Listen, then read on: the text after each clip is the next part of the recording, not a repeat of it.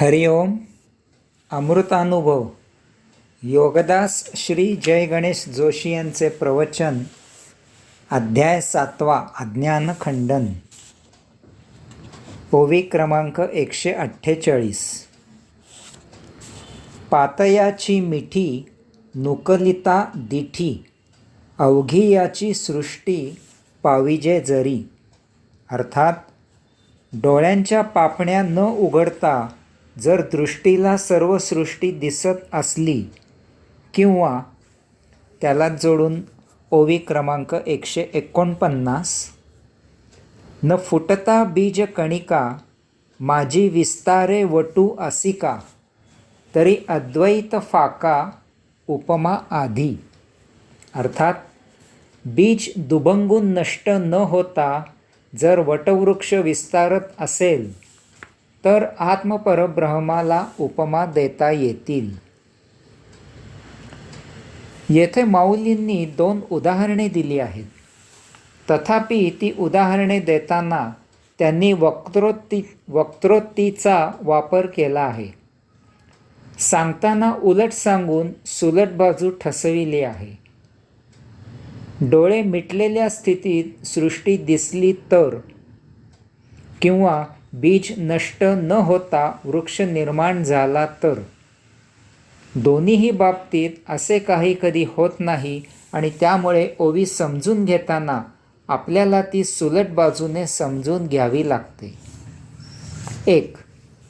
आपण डोळ्यांच्या पापण्या उघडतो आणि तेव्हा मग आपल्या दृष्टिक्षेपात दृश्य येते. दृश्य पाहण्यासाठी डोळ्यांच्या मिटलेल्या पापण्या आपल्याला उघडाव्या लागतात. पापण्यांची मिटलेली स्थिती त्याच्या बरोबर विरुद्ध करावी, तेव्हाच दृश्य आपल्याला दिसते.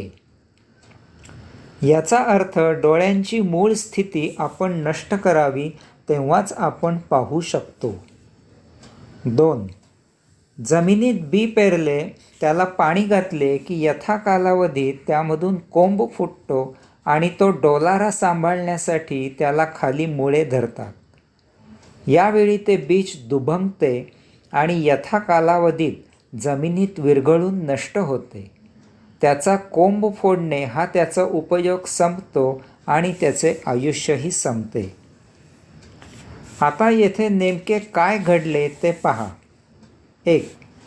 दृश्य दिसण्यासाठी डोळ्यांच्या मूळ मिटलेल्या स्थितीत त्याच्या बरोबर विरुद्ध बदल झाला आणि मग दृश्य दिसले. जर डोळे बंद केले तर दृश्य दिसणार नाही. मिटल्या डोळ्यांना त्याच स्थितीत दृश्य दिसत नाही. 2. बीज दुभंगले, नष्ट झाले आणि मग त्यामधून कोंब फुटला. कोंब तयार होताना त्याने आपल्या मातुलाला नष्ट केले. बीजाच्या मूलभूत स्थितीत बदल न होता कोंब फुटला नाही, त्यासाठी बीजाला नष्ट व्हावे लागले. आता सृष्टी निर्माण होताना, ती निर्माण झाल्यावर आत्मपरब्रह्माबाबतीत काय होते ते पहा. 1. आत्मपरब्रह्मामधून सृष्टी निर्माण होते आणि तरीही आत्मपरब्रह्म तसेच अबाधित जसे होते तसेच शिल्लक राहते. 2. सृष्टी निर्माण होताना ती सृष्टी आपल्या मातुलाला नष्ट करत नाही. 3. आत्मपरब्रह्म निर्माण झालेल्या सृष्टीचा सांभाळ करते. आपल्या अपत्याला जोपासते, पोसते, त्याचे लालन पालन पोषण संरक्षण करते, त्याला सांभाळते. 4. विशेष म्हणजे सृष्टीचे आयुष्य संपले की आत्मपरब्रह्म त्या सृष्टीला स्वतःत सामावून घेते, विलीन करून घेते. 5. विलीन झालेल्या सृष्टीला नव्या रूपात आत्मपरब्रह्म नवीन रूप देऊन पुन्हा निर्मित करते. 6. या योगे प्रत्येक नवीन पिढी सदा सळसळता उत्साह, उर्मी, चैतन्य घेऊन येथे जगायला सुरुवात करते. 7.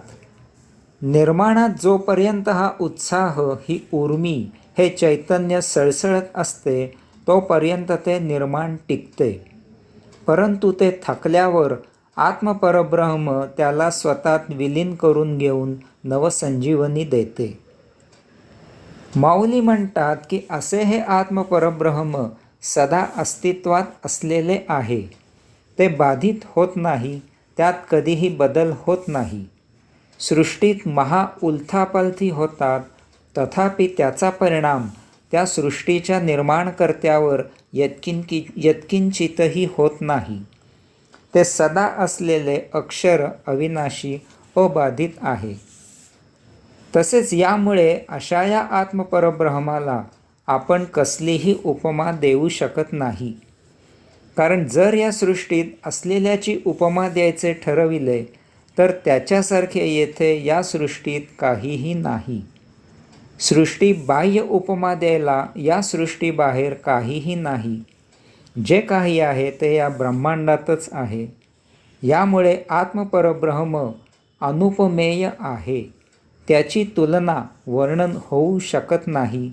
त्याच्यासारखे तेच आहे. यामुळे ऋषींनी त्याचे वर्णन इतकेच केले की नेती नेती. अशा प्रकारे आत्मपरब्रह्म अबाधित अविनाशी असून त्याला उपमा देता येत नाही. ते अक्षर अनुपमेय आहे. त्याला जाणण्यासाठी ज्याची त्याने प्रत्यक्षानुभूतीच घ्यावी लागते. हरिओम.